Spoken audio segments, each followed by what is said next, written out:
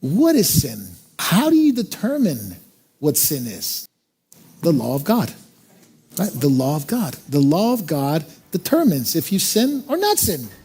You stand next to the Ten Commandments, you realize who you are, who you're not, and who God is.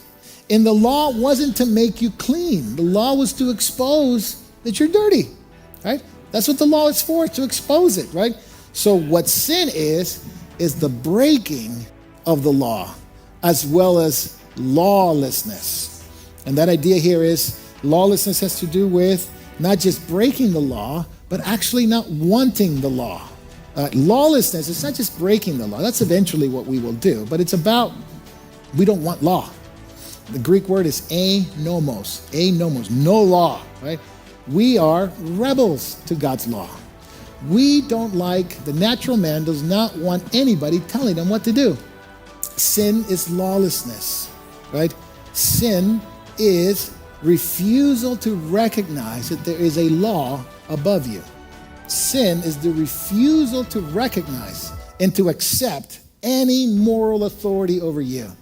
And at some point, our kids are going to experience that. They're cute little kids along the way, right? Beautiful kids. At some point, they get older like my kids and be like, Dad, really? And then you get this, why? Because they're experiencing something that is in them. It's a natural lawlessness. We don't want to be told what to do. And that is exactly what sinners are, lawless. Then what happens, because we're lawless, we look at every law, even the law of God, and we break it. And we break it.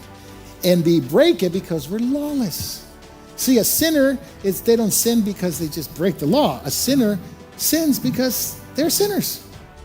That's the reality. It's who we are, and it's what we do. A sinner is somebody who is a sinner, somebody who is sin, you put it that way, and somebody who does sin. So both by action and nature, we have sinned against God. It's who we are. We all broken the law. We've all broken the law. That desire for not being under authority, right?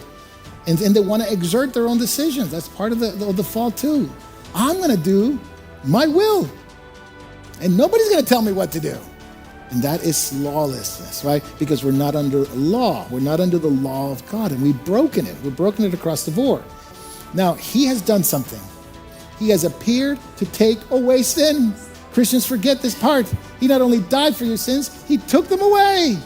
He took them away completely by his sacrifice on the cross. He took the sins away.